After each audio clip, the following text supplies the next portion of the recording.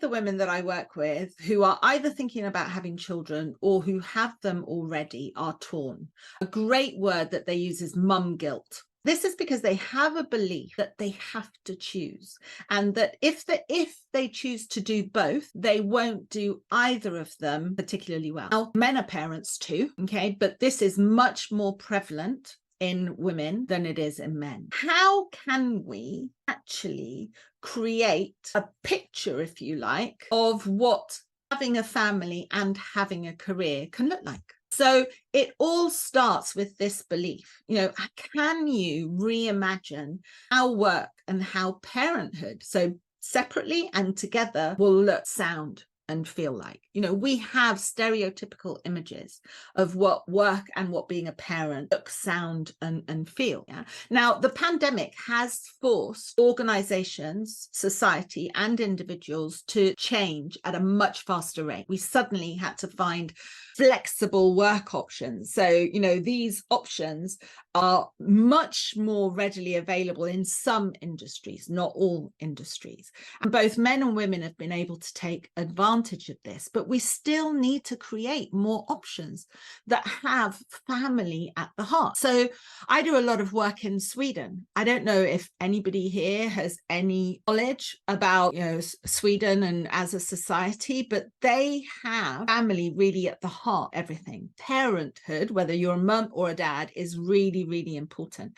So they have systems and laws in place that enable better ways to work and be a parent, from 2 years of maternity and paternity leave that has to be shared, from all sorts of other benefits and things in organizations that help people be their best self. Yeah, so it's not impossible to do this. It's already been done in other countries around the world. Also, as women, we can be notoriously bad about asking for help. We have to be superwoman, so we have to do it all. Yeah, and this says family support. I have 2 boys who are grown up now, still at home though, 18 and 24. And when they were growing up, my parents, they now live with me, but my parents lived in Spain. They're both Spanish and they live there. So my parents lived there. My sisters, I have 2 sisters, and they lived in different parts of the country.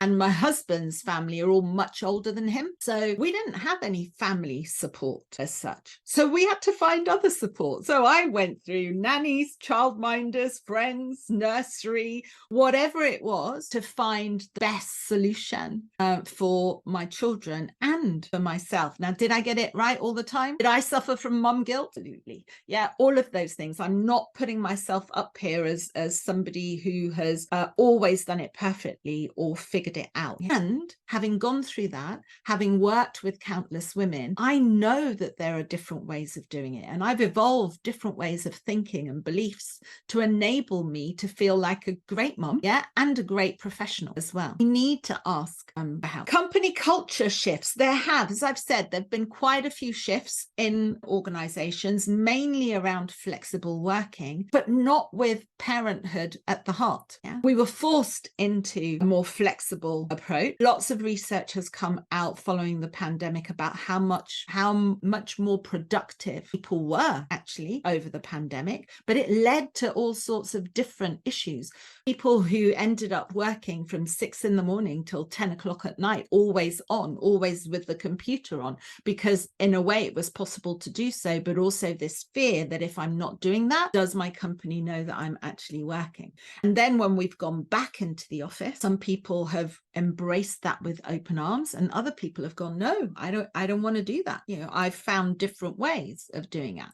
So some organizations have shifted the culture, others still haven't. Yeah, and we talk about hybrid working, and it's a real issue. And last but by no means least, we need to stop being so hard on ourselves. All of these things, whether it's childcare, things in the house, work, other responsibilities, they all create this imbalance. And my belief is that actually we shouldn't really be looking for balance, because that's almost impossible to achieve. But we should be getting clear about what we want in our lives and then finding a way to integrate it all. I'm a great believer that whatever you set your mind to, if you want it enough, enough? And most of us actually, we say we want something, but ask yourself, do I want it enough? What am I willing to do in order to get that? So, and there's lots of things that I say I want. And then when I question myself as, do I want to, I don't know, put the hours in or learn something new or put myself out there, and I go, no, then I have to ask myself, do I really want it enough? Yeah. But if we do, then we can integrate all of these things and find a way that looks right for us.